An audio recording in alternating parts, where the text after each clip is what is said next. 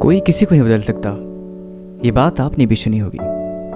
एक वक्त की बात है, एक इंसान जो बहुत गरीब था, अपनी झोपड़ी में रहता था। वो लकड़ी बेचने काम किया करता था अक्सर। एक दिन वो अपने काम से आके बैठ के खा ही रहा था, तब तक उसने देखा कि उसके घर के कोने में, जो उसकी झोपड़ी थी, एक सांप बैठा हुआ है। वह इंसान अपने अंदर इतना दयालु था और इतना ही कोमल दिल वाला था कि जिसका कोई अंदाजा ही नहीं। उसे लगा कि शायद सांप को भूख लगी है। वो दूध और रोटी खा रहा था बैठ के वहाँ पे।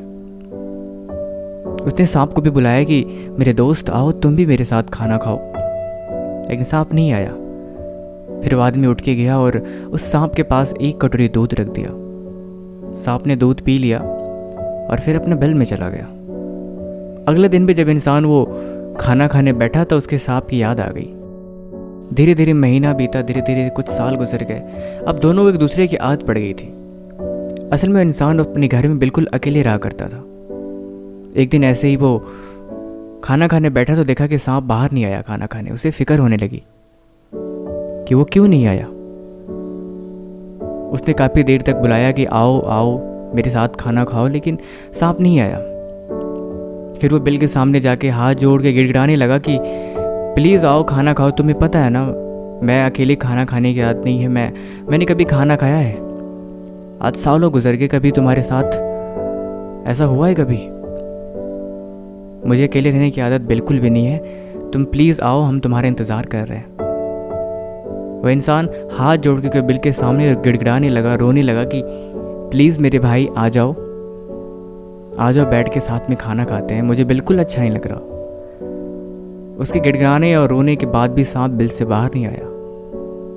लोगों को बाहर रोने की आवाज़ सुनाई दी। लोग आए और बोले भाई क्या हो गया है तुझे, पागल वागल है क्या, भला सांप के लिए कोई इतना रोता है? तो आदमी बोला वो सांप नहीं मेरा भाई है, मेरा दोस्त है, वो सालों से हम साथ में रहे हैं, भला वो मुझे ऐसे कैसे कर सकता है? तो लोगों ने बोला कि अरे उसने अंदर चूहा वगैरह खा लिया होगा, वो सो गया होगा, जाने दे, तो खाना खा, तू क्यों अपना मूड ख़राब कर रहा है? बट उसने बोला नहीं, ऐसा नहीं हो सकता, वो ऐसा कभी नहीं हुआ कि मेरे साथ खाना ना खाए, वो डेली मेरे साथ खाना खाता है, मेरा दिया हुआ दूध पीता है, भला आज वो कैसे कर सकता है? वो बोला कि अगर मुझसे कोई गलती हुई हो तो प्लीज़ मुझे माफ़ कर दो, लेकिन प्लीज़ आ जाओ, हम तुम्हारे इंतज़ार कर रहे हैं। सांप नहीं आया। अंत में उसने डिसीजन लिया कि क्यों ना मैं बिल में हाथ डाल के ही देखे कि सांप क्यों नहीं बाहर आ रहा, क्योंकि वो तो दोस्त है, वो तो मेरे बुलाने पे ज़रूर आएगा।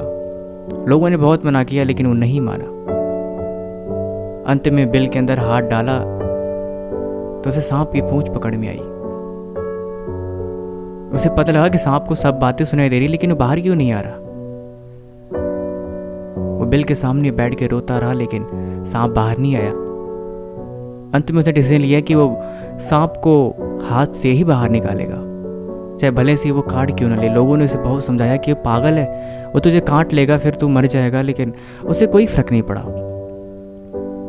आखिर में अंत में थक हार के जब उसने बिल में हाथ डाला और हाथ डालते ही सांप को बाहर खींचा तो सांप ने उसके हाथों पर डस लिया।